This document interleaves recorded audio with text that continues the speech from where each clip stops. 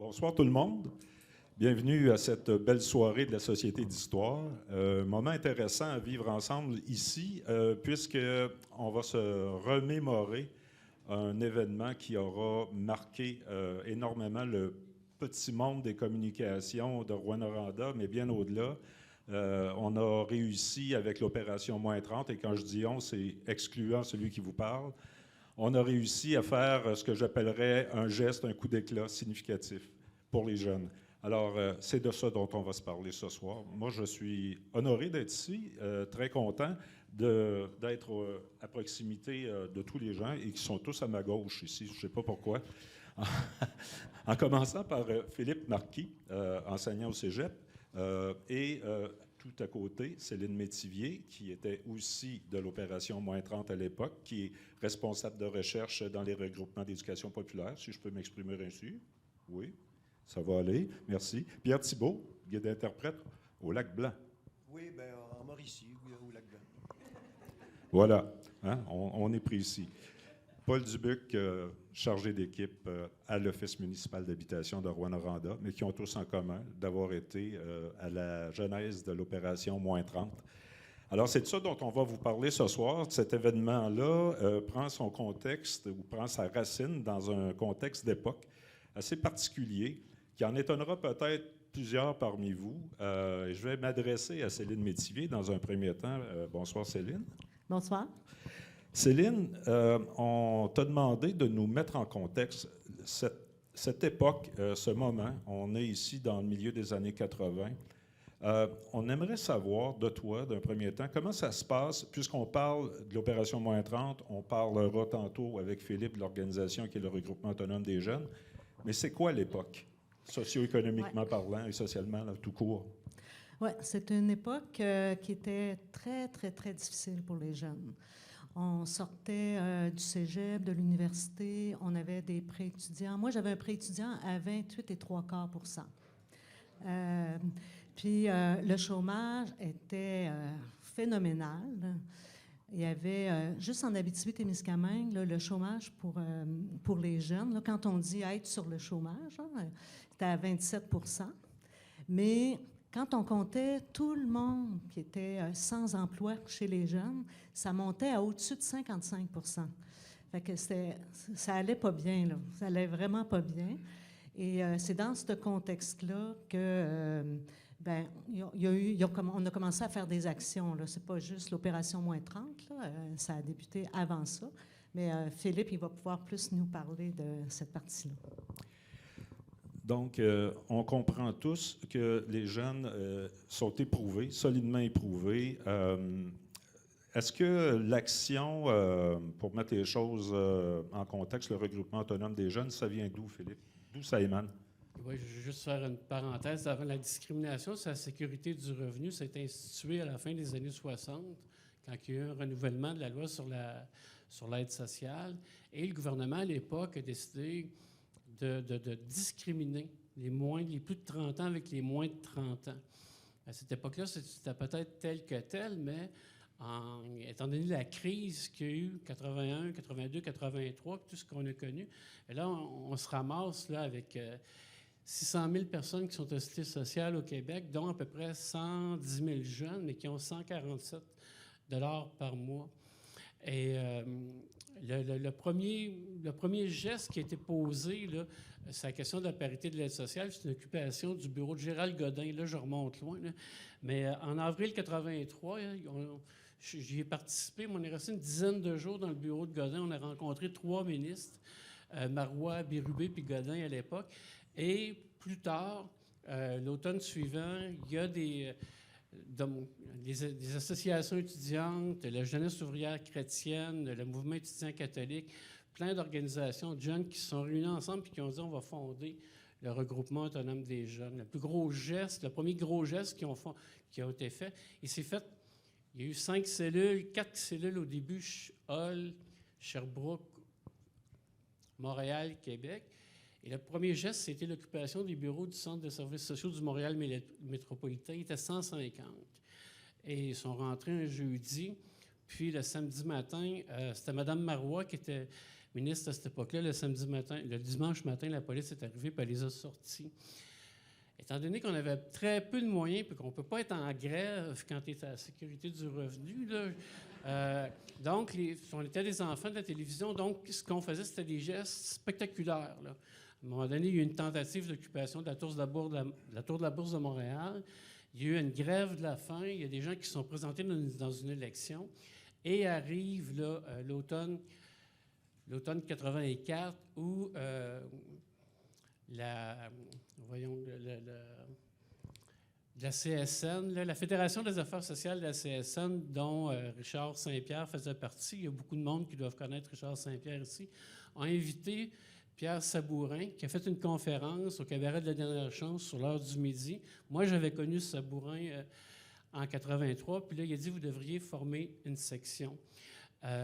Puis ça faisait partie de former le RAGE, ça faisait partie du plan d'action du regroupement des chômeurs.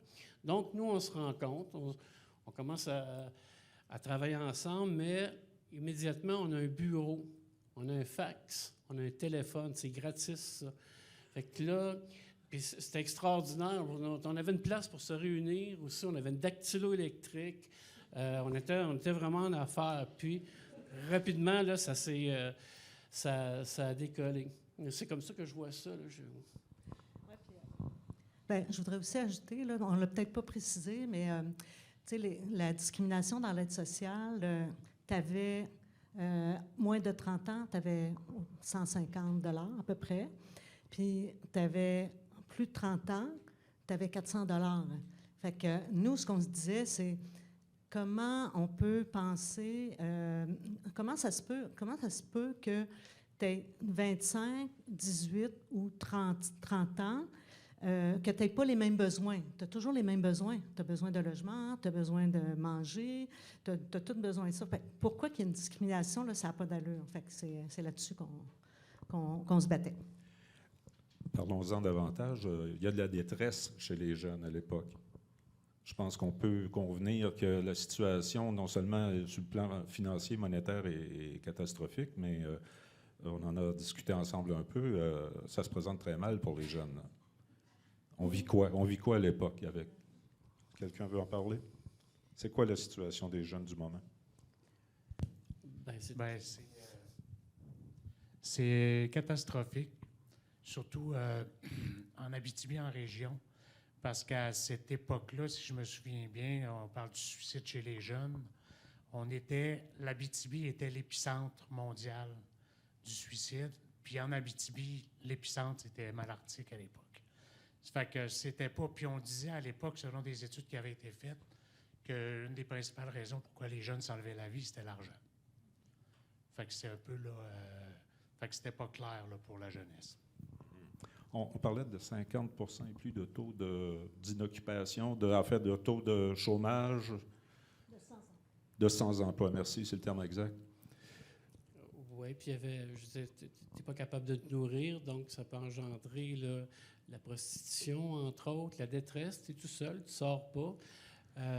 Nous, on avait à l'Exécutif national du RAGE, il y avait une de nos collègues, le Dominique Richaud, qui devait avoir une dizaine de livres de moins que ce qu'elle avait normalement. Il y avait tout ça. Puis le contexte aussi, là, c'était la guerre froide dans le temps. Il n'y avait vraiment pas d'espoir. Là.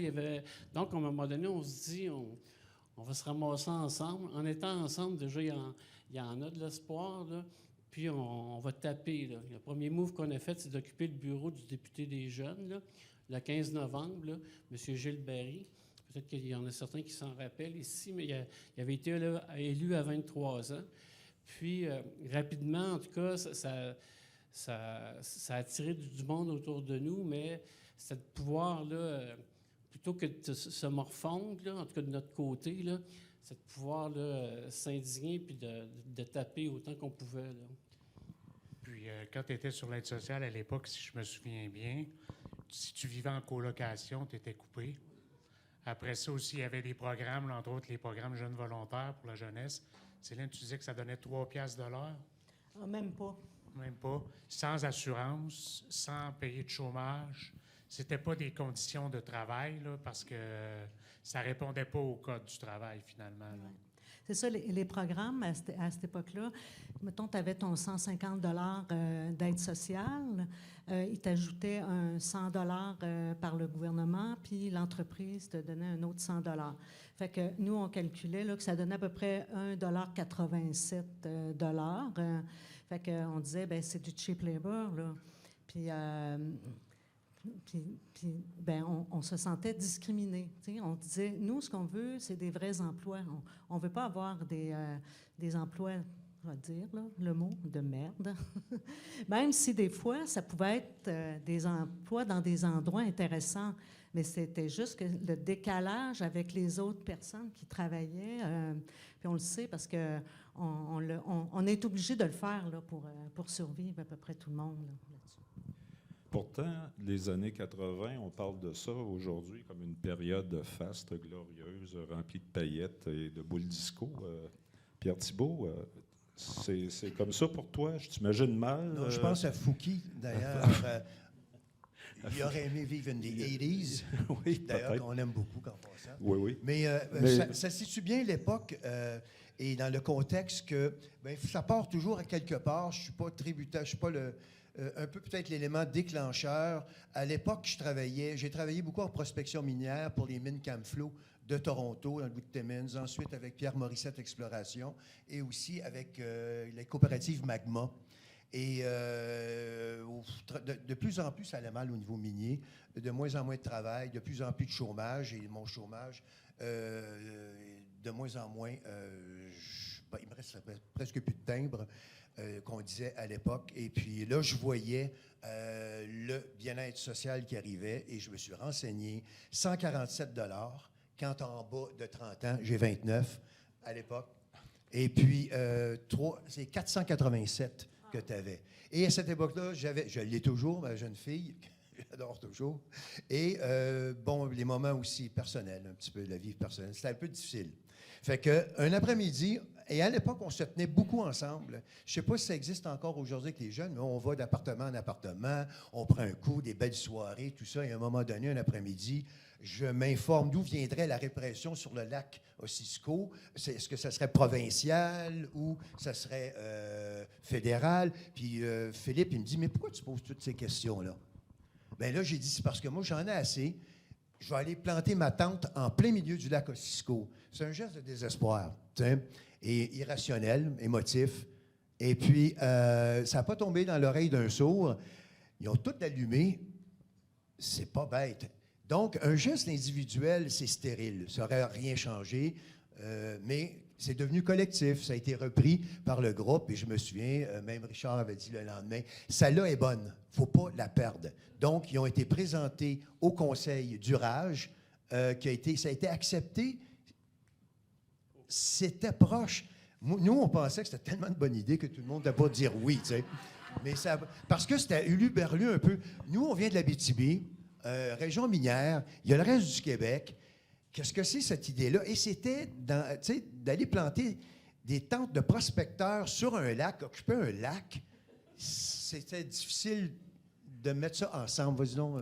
Oui, Philippe, il y a une belle formule quand il parle du campement. Oui, c'est ça, mais juste avant, c'est qu'on avait décidé, la cellule ici, on avait décidé ça.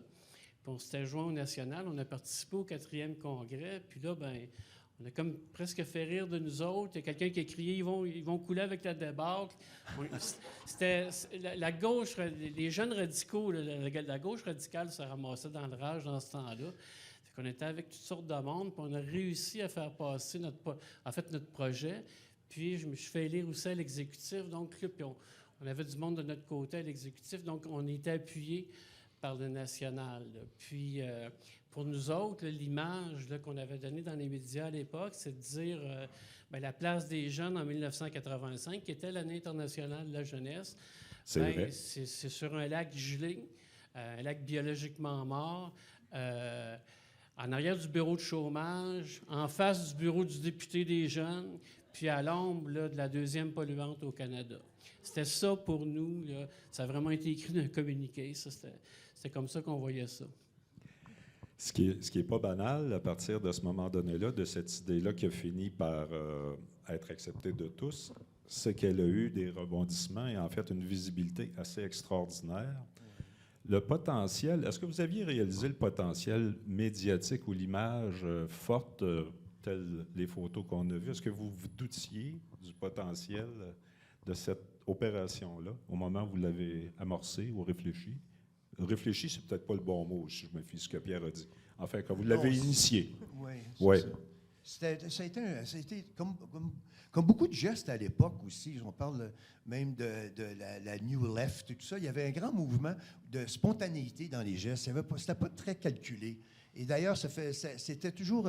ça se liait organiquement avec les événements. Donc... Oui. Mais je voudrais mentionner une chose, c'est calculé. Lorsqu'on a fait l'occupation du lac Ossisco, l'opération -30, c'était pas pour se substituer au logement. C'était pas pour se substituer ou éliminer la souffrance, la misère. C'était plus dans le but que ce soit un exemple. On était dans la manifestation, dans le sens du terme. Dans la tradition. Dans la tradition des mouvements contestataires qui existaient en Europe, qui existaient aux États-Unis et au Québec. Là, on va remonter un peu loin, 200 ans peut-être, l'époque de la Révolution industrielle, le capitalisme naissant, tout ce qui est en périphérie, les crises, le chômage, les conditions de travail, surtout, on pense toujours à Le peuple de l'abîme de Jack London, ou on pense à Germinal, tout ça.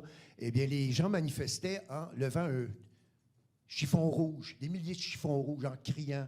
C'est une façon, tu sais, de s'exalter puis de contester. Ensuite, les années ont passé, les mots, on les a mis sur des pancartes. On exprimait nos espoirs, on exprimait nos revendications.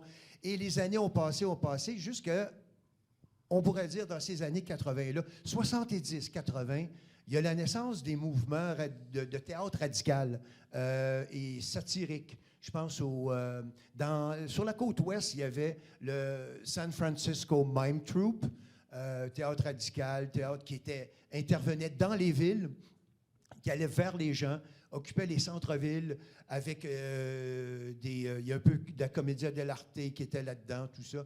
Et c'était pour, à l'époque de la guerre du Vietnam, les droits civiques, tout ça. Parallèlement, sur la côte ouest, on avait le Bread and Puppet Theatre qu'on voit qui était basé dans les vallées du Vermont. Et marionnette géante, faite avec de la récupération, marionnette géante de 20 pieds. Ça attirait jusqu'à un moment donné 30 000 personnes. Encore là, on dénonçait les conditions qui étaient des conditions des immigrants. En parlant d'immigrants, il y avait le El Campantino Theater pour les immigrants mexicains qui étaient aux États-Unis à l'époque de César Chavez. Et donc, moi, je me suis inspiré un petit peu de tout ça. Pas inspiré, c'était l'époque qui nous faisait travailler comme ça. C'était pas dit, on y allait de façon, encore une fois, je me répète, peut-être de façon spontanée et organique, avec l'air du temps. Donc, même au niveau des pancartes, on a changé le logo, qui était un logo qui était fait dans un bureau à Montréal, à quelque part. Et quand ils m'ont donné ça, ici en Abitibi, ils ont dit « Pierre, tu peux-tu faire quelque chose avec ça? » J'ai été dans le local du regroupement des chômeurs-chômeuses, j'ai pris une bonbonne à aérosol, c'était le street art, puis j'ai fait avec du hard edge, le signe R-A-J, puis spontanément, en rouge, puis que ça flash, R-A-J, puis d'un geste. Et ça détonnait énormément de l'autre logo qui était en losange. Donc, c'est pour exprimer ce qui était latent. En arrière de cette action-là, il y avait quelque chose de concret, de réel. Débrouille-toi avec qu'est-ce que tu as. Et l'Abitibi a toujours fait ça. Au début de la colonisation, lorsque nos ancêtres communs sont arrivés ici, eh bien, ils sont arrivés et ils ont couché dans des tentes. Et là, tu te retrouves en 1985 dans des tentes. Ça, est-ce que c'est pas un peu ce qui a contribué à rendre des gens de l'autre génération, ceux de la génération de nos parents, on va le dire comme ça, qui, eux, ont vécu cette époque-là, est-ce que ça les a pas rendus sympathiques à votre cause? L'attente, comme tu dis, parce que, Paul, tu nous disais en préparation, visiblement, ça a transpercé, ça a traversé les générations. Il y a des gens beaucoup plus vieux qui sont venus nous parler au nom de leurs propres enfants. Tu as vécu des moments touchants, là. Ben, en fait, tu vois, moi, je m'occupais, je faisais l'organisation de terrain, là, si vous voulez, de La l'opération logistique. Moins 30, la logistique. Mhm. Puis un jour, on est allé, on a eu un appel d'un homme qui voulait nous donner du bois. Puis quand on est arrivé chez l'homme, ben en fait, le monsieur il pleurait. Puis il nous exprimait qu'il y avait un enfant sur l'aide sociale, puis il dénigrait son enfant. Il disait « Trouve-toi une job ». Puis à partir de ce moment-là, il venait de réaliser que ben, finalement, la réalité, c'était ça. Puis moi, ça m'a fait réfléchir au fait qu'on a entraîné probablement plusieurs personnes à changer leur opinion par rapport à la jeunesse de l'époque. Puis c'est probablement une des plus belles choses du mouvement, parce qu'habituellement, les gens vont se cabrer face à des jeunes révolutionnaires ou des jeunes radicaux, tandis qu'avec l'opération Moins 30, je ne pense pas que ce soit ça qui est arrivé. De toute façon, avec toute la solidarité qu'on a eue, les gens venaient nous mener de l'épicerie sur le lac. C'était très touchant. Des gens sur l'aide sociale qui faisaient une épicerie pour nous puis qui venaient nous l'amener sur le lac. Après ça, des restaurateurs, entre autres, il y avait la Vieille Grange qui nous donnait les restants de la fin de la journée. Il y avait, tu mentionnais, une épicerie aussi à Noranda qui nous donnait de la nourriture. Il y avait les garderies, la garderie Fleur et Miel, qui nous amenait des sandwichs à la fin de journée, qui nous amenait des repas. Il y avait les restaurateurs, quand on les appelait parce qu'on manquait de nourriture, bien, spontanément, ils nous envoyaient de la nourriture. Il y avait quelque chose d'extrêmement magique dans dans la solidarité qu'on voyait à tous les jours, là, parce que moi, dans l'organisation, par exemple, je me souviens d'un jour où je suis allé chercher un groupe électrogène avec des génératrices, puis je négociais avec c'était Joe Loutou à l'époque, là. Je négociais avec le monsieur, puis je négociais le prix. Puis là, je disais, ben non, pas 30 là. Vous comprenez la situation, vous allez nous donner 50. Fait que finalement, il nous donne 50. Puis là, il me dit, comment tu me payes ça? Fait que là, ben, j'ai dit, je vais vous faire un chèque antidaté. Fait que finalement, je me promenais avec un chéquier, puis je mettais les dates là, le plus loin que les gens acceptaient, mais le monde acceptait ça même. Ça veut dire que il y avait vraiment quelque chose de magique. Il y avait vraiment quelque chose d'extrêmement touchant dans toute cette solidarité-là. Même le premier jour où on a embarqué, parce qu'on était un petit peu surpris, ça avait sorti d'un journaux qu'on embarquait nous autres à moins 35. C'était pas clair là, qu'on voulait embarquer à moins 35. Là. C'était vraiment pas clair. Là. On la trouvait pas nécessairement drôle le premier matin. Puis finalement, on trouvait que ça allait pas assez vite. Puis finalement, j'étais allé chercher une motoneige, mais c'était Magma Exploration. Mais je suis rentré dans le bureau, j'ai vu une motoneige dehors. J'ai dit, me prêtez-vous votre motoneige? Ils ont dit oui. C'était comme ça. C'était comme ça. Ça veut dire que c'était vraiment... on a vraiment senti là, un élan de solidarité de la part de la population. Puis il y avait beaucoup de gestes touchants là, qui se passaient à travers de tout ça. Là. Mm-hmm. Je pense qu'on vous a comparé à juste titre un peu avec la solidarité intergénérationnelle vécue au Printemps érable, où c'était parfois les parents et grands-parents qui descendaient dans la rue en appui aux jeunes. Mais là, on est un peu face au même phénomène. Ça se peut? Oui, tu parlais de l'écho médiatique, là. Oui.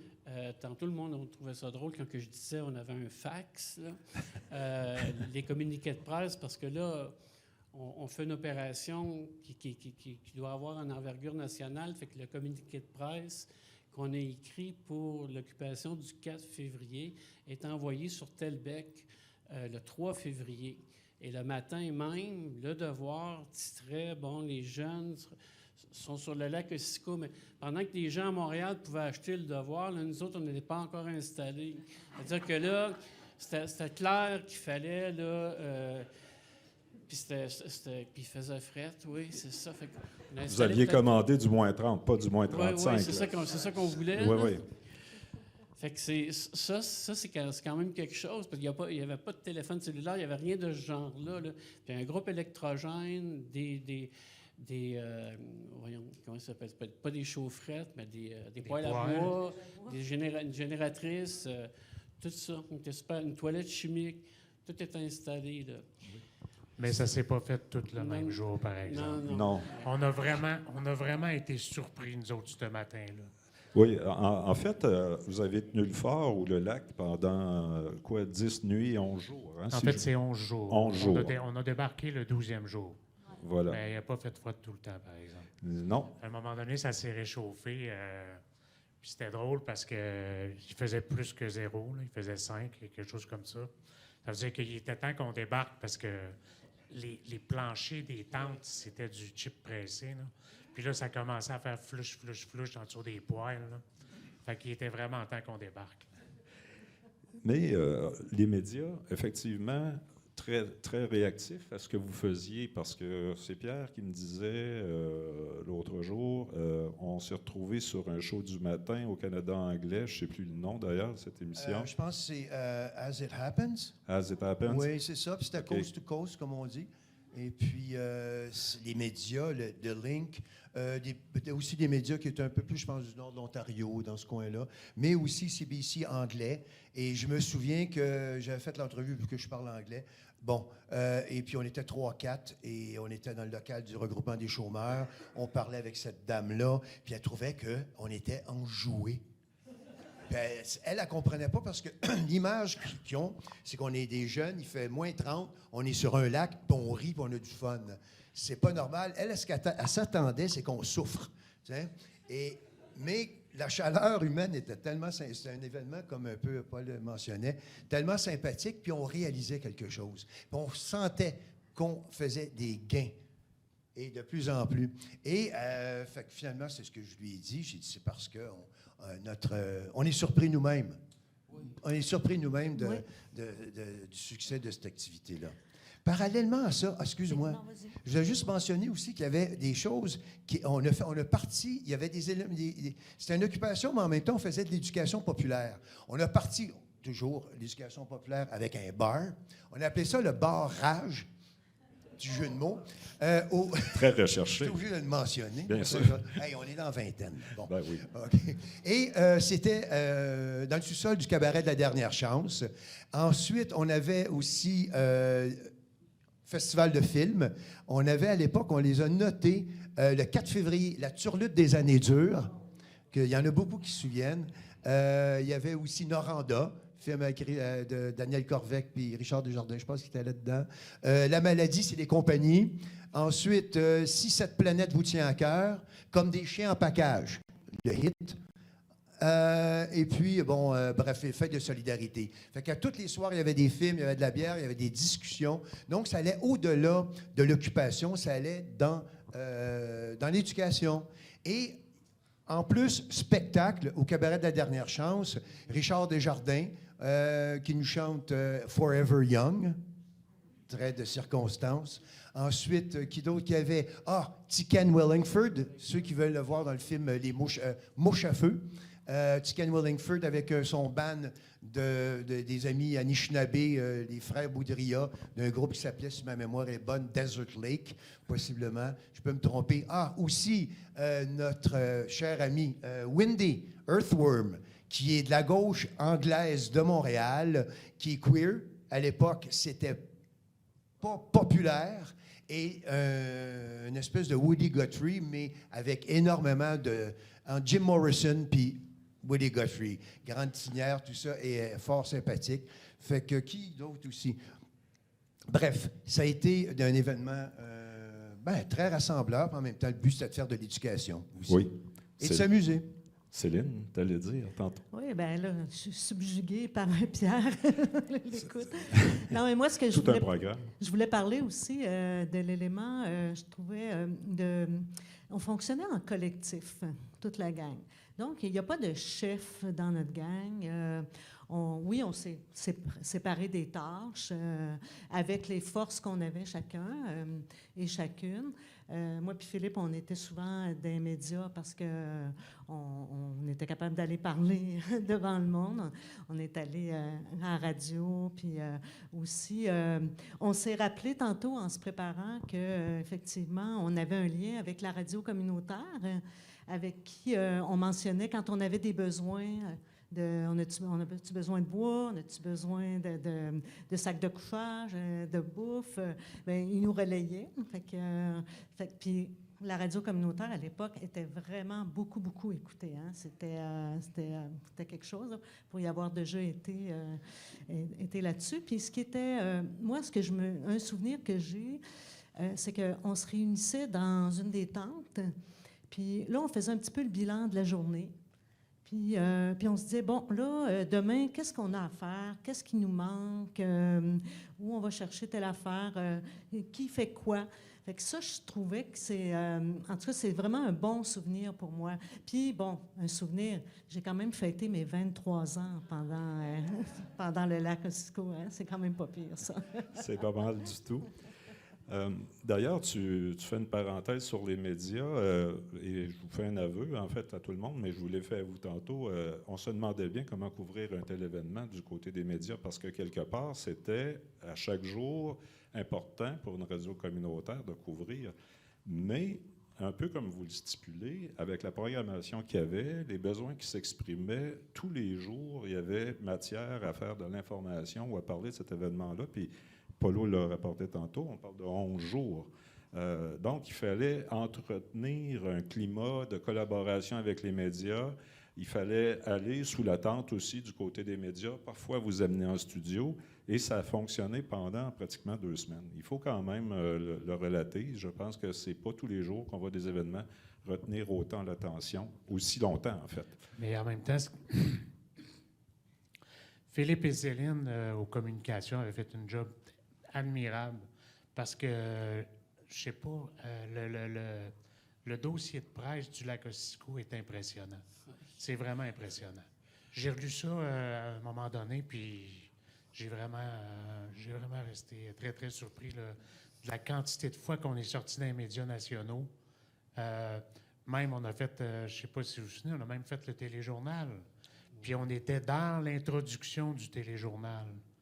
Ça veut dire que c'est vraiment impressionnant la quantité de médias qui ont supporté l'événement. Mm-hmm.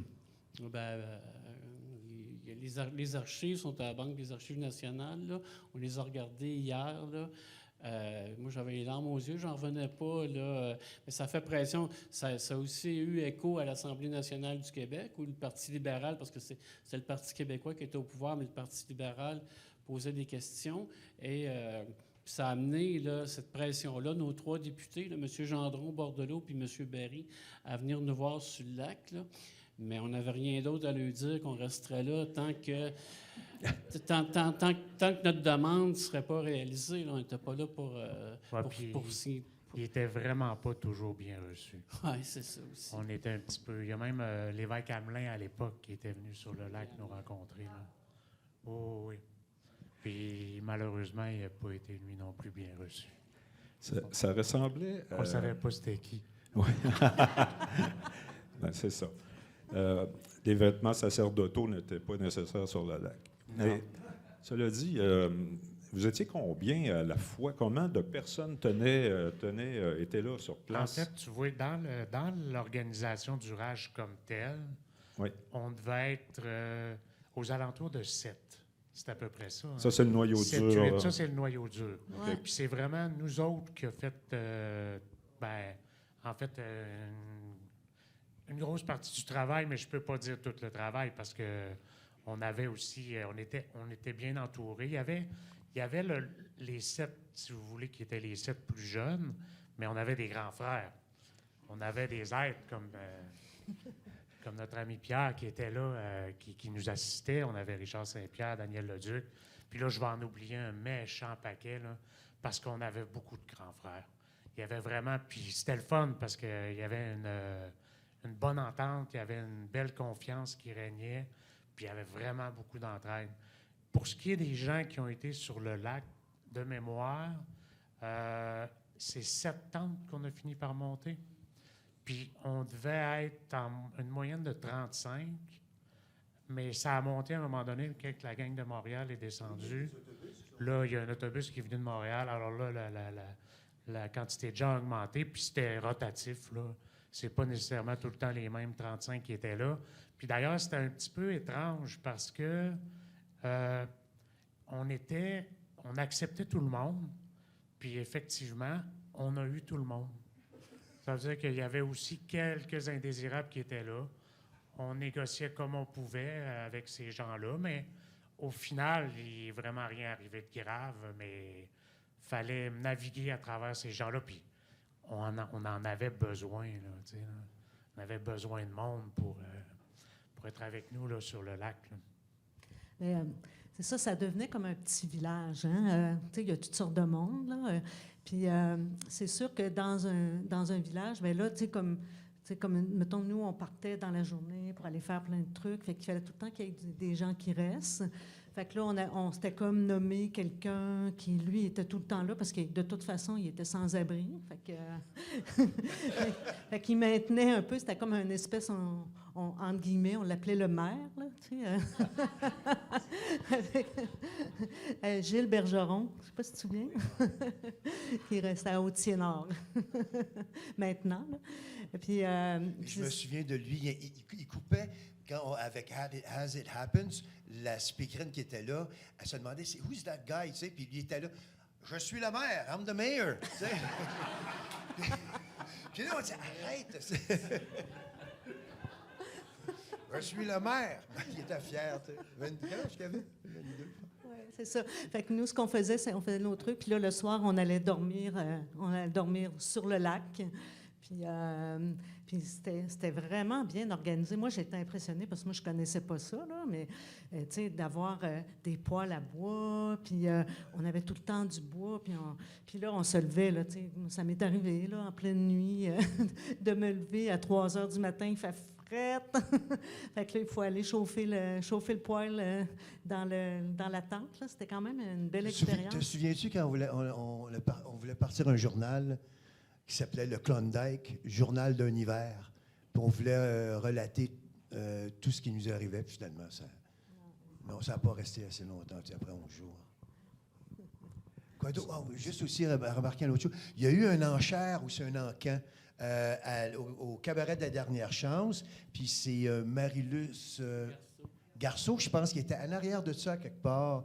Et puis donc, on avait des graveurs comme Louis Brien, Batik, Anne Bilodeau, aussi d'autres œuvres comme ça qui étaient mises à l'enchère et ça servait à ramasser des fonds. C'est extrêmement... qui d'autres aussi qui ont participé?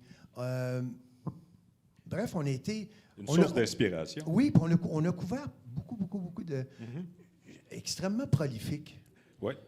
En fait, les gens sont extrêmement impliqués aussi. On va en parler tantôt parce que vous avez eu quand même quelque part une contribution significative à ce qu'on connaît davantage aujourd'hui.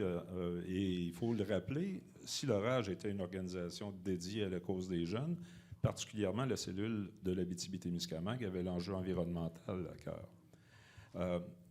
Vous aviez des connivences, des complicités, j'allais dire, des échanges nombreux avec, à l'époque, je crois que c'est le CPERN qui était là, le Comité permanent sur l'environnement à Rouyn-Noranda.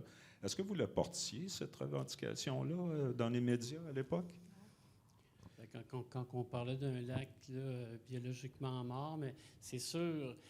Puis à l'époque, l'anhydride sulfureux est encore beaucoup plus présent, mais c'est sûr que dans notre tête, tout le temps, il y avait toujours, ça sentait toujours le soufre, là, ça avait, fait que c'est certain que ça... puis on a eu des accointrances, il y a un geste qu'on a posé là, avec le CPERN, là, ben, en fait, tu pourrais en parler, Céline, là, 2 jours après l'occupation, là. Oui, on va absolument... Okay, d'accord. Non, mais c'est parfait, il va falloir en parler de ça, mais il faut parler de votre sortie de site un peu. Paul a commencé à l'évoquer tantôt en disant que le plancher est en train de vous fondre littéralement sous les pieds. c'est des conditions météo qui se sont avérées beaucoup plus chaudes. Là, Oui, mais en même temps, on était Il y avait rendu, d'épuisement. oui, on était rendu au Oui. bout de nos batteries pas mal. Là. Oui, oui. Parce que c'est très, très, très exigeant. Tu sais, ça a été très exigeant pour tout le monde. Là. On dormait pas beaucoup, puis on dormait pas dans des bonnes conditions. On était, en tout cas, c'est ça. Fait que c'était extrêmement difficile, le day-to-day. Ouais. Paul parlait tantôt là, de chèques qu'il faisait là, pour le mois de mars, mais l'encan d'œuvres d'art dont Pierre parlait, c'était plus tard, ça, pour pouvoir payer nos dettes. Là, parce que, Les chèques antidatés. Oui, c'est Ouais. ça. C'est, Couvrir ça. Mais il faut dire, on a tout payé. oui, hein. tout a été payé. Tout a été payé. Apparemment, il n'y a pas de créancier dans la salle. Personne n'a levé la main. C'est bon signe. Oui, parce que quelque part dans tout ça, là, c'est plusieurs événements, plusieurs manifestations qui ont suivi dans les mois. C'est dans les mois ou les semaines suivantes qui ont permis d'accumuler des argents pour sortir du site. Mais là, c'est ça. Donc, vous quittez, vous évacuez le lac, mais tout ne s'arrête pas là parce que 2 jours après, un événement se tient et là, vous intervenez. Oui, c'est ça. Il y a le ministre de l'Environnement à l'époque qui était Adrien Ouellette. Tout le monde s'en souvient. Puis il vient faire une annonce. C'était un programme pour les jeunes encore, un programme qui s'appelait Berge Neuve. Et là, on va vous donner quelques sous de plus que votre aide sociale, puis vous allez aller nettoyer des berges. Puis fait que là, nous, on est outrés là, qu'ils viennent annoncer ça. Là. Nous, ce qu'on veut, c'est des vrais emplois. Là. On ne veut pas du cheap labor, encore une fois. Fait que on rentre dans la... Tu sais, c'était une annonce publique là, dans une grande salle. Fait que tout le monde pouvait être là. Fait qu'on s'organise pour être là. Puis, ce qu'on fait, c'est qu'on va chercher de l'eau, nous autres, du lac Ossisco, là. Oui, on va chercher l'eau au trou d'eau chaude où ce que l'hôpital déverse. À l'époque, il déversait directement dans le lac. Là. Pour être sûr qu'elle soit vraiment pas belle. Puis là, on fait un petit coup d'éclat en mentionnant qu'on était outrés. Puis on va servir cette eau au ministre de l'Environnement. Puis là, après ça, on sort de la salle. Là, puis on a des applaudissements de certaines personnes. En fait, c'était une salle assez grande. Il y avait pas mal de monde. Puis les gens, en fait, se sont levés debout puis se sont mis à applaudir. Là. C'était très, très touchant. Là. Partout au Monaïla, on était applaudis. Hein? Ouais, on était très populaires. C'est comme ça que c'est fermé l'opération, moins 30 ou à peu près. Mais parlons-en du dossier de l'aide sociale qui discriminait les jeunes. Ça finit comment, ce dossier, le dossier politique? Juste une petite parenthèse. Après l'occupation, puis après l'encan, là, Oui. on a marché de Rouen. Il y a eu la marche des jeunes pour l'emploi. Là. Ah oui. Puis on a marché, nous, de Rouen jusqu'à Montréal, en sautant le parc. Là. Mais tous les soirs, on était accueillis, on dormait, on mangeait 3 fois par jour. Puis on s'était rendu à Montréal. Il y avait une ligne qui était partie de Hall, une autre de Sherbrooke, une de Québec. OK. Fait que, il y a eu cette action-là aussi. Puis, les jeunes du Parti libéral là, avaient fait pression sur leur organisation pour demander la parité de l'aide sociale. Ça avait été adopté en congrès, puis le gouvernement Bourassa a été élu. D'ailleurs, le Parti québécois, je pense qu'il voulait se servir de l'année internationale de la jeunesse, peut-être pour avoir un 3e mandat. Mais c'est les libéraux de Robert Bourassa qui effectuent un retour, qui ont gagné. Puis, il y avait cette promesse-là. En passant, Gilles Barry, le député des jeunes, a perdu par 70 voix ici à Rouyn-Noranda. Puis je crois que si on n'avait pas été là, il aurait probablement passé. Là. Il a été battu par Gilles Barry. Oui, il a été battu par un autre Gilles Barry. Son là. homonyme. À l'époque, il n'y avait pas 3 Gilles Barry. Ah Il y oui, avait pas le il y avait candidat Laurier Larouche qui Rhinocéros faisait le... qui ouais. était en Russie. Fait que c'est ça. Fait qu'en 1989, du soir au lendemain, là, il y a eu la parité a été accordée. Là. Ça a pris un certain temps, mais la pression qu'on avait faite pendant tous ces mois-là, ces 2 années-là, avait fait en sorte, au moins, de pouvoir influencer une formation politique importante, là, qui a pris le pouvoir puis qui a pu changer le cours des choses. Quoique, tu pourrais l'expliquer, là, il y avait encore... On s'est servi des gens avec les boubous macoutes, en fait. Il y a eu la sécurité du revenu a été peu indexée avec le temps, là, ce qui fait que les gens se sont appauvris encore beaucoup, là. Mais on avait eu ce point-là. C'est une lutte qui a été victorieuse, là. C'est important de le souligner parce qu'il n'y en a pas toujours, là. Oui, c'est quoi les boubous macoutes pour ceux qui sont plus jeunes ici, qui n'ont pas connu l'époque? Ah, les boubous macoutes, c'était... tu n'avais pas le droit d'être avec quelqu'un tu n'avais pas le droit d'avoir ton aide sociale si tu partageais ton logement. Fait que ce qui venait, c'est qu'il envoyait des personnes qui allaient fouiller dans ton garde-robe pour voir s'il n'y aurait pas des souliers. Mettons que c'est une fille, un soulier d'un gars, des petites culottes, des trucs de même. Fait que nous autres, on appelait ça les boubous macoutes, en référence un petit peu... Aux tontons macoutes? Oui, les tontons macoutes. Mettons De que Duvalier. c'est quand même pas la même chose. là. Non, non. Mais c'était... oui, ça a été quand même une grosse lutte, ça, ouais, de dénoncer cette intrusion dans la vie des gens. Puis c'est encore le cas. Hein? Tu te fais encore couper, hein, si t'es pas... si t'es voyons, si, mettons, Si tu viens en colocation. c'est ça. Si tu viens en colocation, tu te fais couper. Là. C'est toujours vrai aujourd'hui. Écoutez, j'aurais le goût, puisqu'il nous reste une dizaine de minutes environ, de vous demander si aujourd'hui, le regroupement autonome des jeunes aurait toujours sa pertinence dans le contexte politique d'aujourd'hui.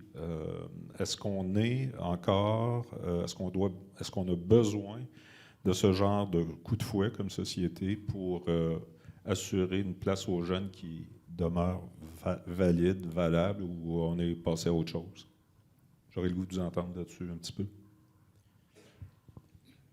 Ben, en fait, je pense que de travailler sur la pauvreté, c'est toujours d'à propos. On pourrait étendre ça aux femmes, qui sont la plus grosse partie de la pauvreté au Québec, mais aux jeunes femmes en plus. Mais je pense qu'il y a toujours de la place, moi, pour défendre les gens sous le seuil de la pauvreté, puis qui au moins obtiennent une certaine dignité, là. Celle de se nourrir et de se loger dans les conditions actuelles. Moi, je pense que oui. Pierre? Peut-être juste une anecdote. Avant d'arriver ici, ça fait 40 ans que je ne suis pas revenu. J'ai pris l'autobus Maheu aux Voyageurs à Montréal. Et puis, il était 5h30 le matin. Bref, j'arrive. Puis déjà, il y avait dans les... moi, je reste surpris parce que demeurant en forêt, il n'y a pas beaucoup d'itinérants là. Il n'y a pas beaucoup de... Il y avait énormément de jeunes sur la freebase, sur le crack, beaucoup de jeunes filles. Surprenant. Et avant, c'était nous, les hommes, les Blancs. Bon, mais là, tranquillement, on a eu nos amis, les Inuits, qui venaient de Kuujjuaq. Avec le Centre d'amitié autochtone de Montréal, on faisait des tournées. Ensuite de ça, les femmes, ça, c'est encore surprenant. Et ça continue. Il y avait déjà un énorme matelas qui était sur la neige. Et il y avait pas l'école des policiers, mais le poste de police est juste à côté. Puis à coup de trentaine, ils marchaient. Ils sortaient de leur bureau et ils voyaient tous ces gens-là, c'était comme acquis, ça fait partie du décor. Un matelas avec un homme dessus, avec un manteau de femme, il faisait à peu près moins 20, très froid. Et de plus en plus, c'est le musée des horreurs. Et donc, mais comment s'y prendre? Là, à ce moment-là, ça relève beaucoup, je crois, de la génération que moi, je suis convaincu vont réussir. On regarde juste avec, je pense, les mères au front, qu'il y a beaucoup de jeunes femmes là-dedans. Je pense à des choses comme, à des groupes comme l'Action boréale, de s'impliquer. Mais avec cette nouvelle culture numérique-là, les jeunes, moi qui m'échappe, ça m'échappe en passant un peu. Mais Ne t'en fais pas. Ouais, mais je suis sûr que les jeunes, avec leur imagination, leur désir de changement et leur solidarité, qui est beaucoup plus difficile à avoir maintenant, à cause de cette culture numérique-là qui atomise beaucoup et qui divise la société, c'est ça le gros défi, tant qu'à moi pour l'instant, c'est de se réunir. Tous ces molécules-là qui prennent en pain pour créer une solidarité, c'est là qu'est le vrai problème, tant qu'à moi. Le reste, la sensibilité est toujours là, puis le désir de changement, mais c'est le comment. D'ailleurs, il y en a un qui disait, un vieux de la vieille, dans les 1800, qui disait « Que faire? » Oui. Monsieur de... Oui, oui. Alors, ça va pour le micro, Philippe, là-dessus? Bon, il peut y avoir des étincelles. À un moment donné, je sais que les fédérations étudiantes, présentement, disent qu'il y a à peu près un étudiant sur 2 qui vit dans l'insécurité alimentaire. Oui. Tu sais, ça a été annoncé, puis c'est des fédérations qui ne sont pas gauchistes, là, qui commencent à agir lentement là-dessus. Le marché de l'emploi est en train de se rétrécir. Puis ce qui se passe au niveau international, ça se peut qu'on mange une volée là, tantôt, là, si jamais les menaces du président Trump prennent effet. Mais on peut être très surpris parfois. En 2012, on ne s'attendait pas à voir ce qu'on a vu avec la grève, là, ces frais de scolarité universitaire. C'était stupéfiant. On disait que c'était une génération qui était apolitique. Puis là, il y a des assemblées générales qui se tenaient à 1 millier de personnes, des manifestations contestaient une loi spéciale. Donc, on ne peut pas savoir, on ne peut pas prévoir ce qui va. On peut parler du passé, mais savoir ce qui peut se passer. Puis les jeunes à qui j'enseigne, moi, sont bien allumés. Quand on leur montre un peu comment s'organiser, on pourrait être surpris. Mais je ne sais pas d'où ça viendrait. Mais la question du logement, pour commencer, là, bien, ça, c'est proprement hallucinant ce qui se passe en ville, ce qui se passe en région, pas au Québec. Là. En fait, c'est révoltant. Ça n'a pas de bon sens. On n'aurait pas pu s'imaginer qu'à Rouyn-Noranda, il y ait 80 personnes sans logis puis qu'il y ait des tentes autour de la ville à longueur d'année, pendant l'été. Là, Oui. ça fait partie des... Puis les jeunes, ils ne peuvent pas en avoir de logement pas cher. Là. Les étudiants à qui j'enseigne, là, ils sont à 3, 4, 5, dans des 4,5 là, comme c'est là. Mais il peut y avoir une étincelle à un moment donné, puis on ne sait pas d'où ça va venir. Mais la situation... Le ferment est là. S'indigner, ah oui. En tout cas, tant qu'à moi, oui. Là. Ouais. Céline? Bien, moi, la question du logement, là, ça me touche vraiment beaucoup, là, de voir à quel point, je ne sais pas comment ils font. Tu sais, moi, ça fait quand même 27 ans que je reste dans le même logement à Montréal. Fait que c'est sûr que je suis capable de... Il n'est pas cher, là, mon logement, mais... Là, je pense aux gens, je me dis comment ils peuvent faire pour vivre, là. C'est vraiment incroyable. Fait que ça, c'est sûr que ça, je pense que ça peut être quelque chose qui est mobilisateur, mais pour le moment, c'est qu'on a décidé, on m'excluant, là, puis excluant plusieurs personnes, que c'était la faute des immigrants. Mais tu sais, c'est pas le cas, là. La question là, des problèmes de logement, c'est bien avant ça, là. Ça fait longtemps là, qu'il y a des problèmes. Ça fait longtemps qu'il y a de la spéculation immobilière. Puis tout le monde embarque là-dedans, on dirait, là. Fait que ça me révolte beaucoup. Mais en même temps, bon, moi, je travaille dans le communautaire. Je suis pas sur le terrain. Là. Je suis dans un regroupement d'organismes. Mais je les vois, là, les gens qui sont révoltés. Puis j'en vois des jeunes qui arrivent dans le communautaire puis qui se disent, voyons, là, ça n'a pas d'allure. Fait que je pense qu'à un moment donné, veut pas... en tout cas, moi, je suis toujours quand même toujours du côté un petit peu plus positif. Là. Je me dis, on va finir par faire quelque chose. Là. Fait que ça ne peut pas rester comme ça. Merci. Je pense que je peux me faire un peu l'interprète de tous les gens qui sont ici pour vous remercier aussi d'avoir été à ce point non seulement indignés, mais d'avoir pris des moyens hors du commun, tout à fait originaux pour arriver à faire entendre un message. Comme rarement on en a entendu des messages liés à une génération comme ça dans notre milieu. Merci pour tout ce travail. Puis j'ai apprécié personnellement beaucoup d'avoir travaillé avec vous. On a brassé des souvenirs. Merci. Absolument agréables. Là. Puis en tout cas, merci à vous. Moi, je vous remercie personnellement. Je pense que ça mérite qu'on les...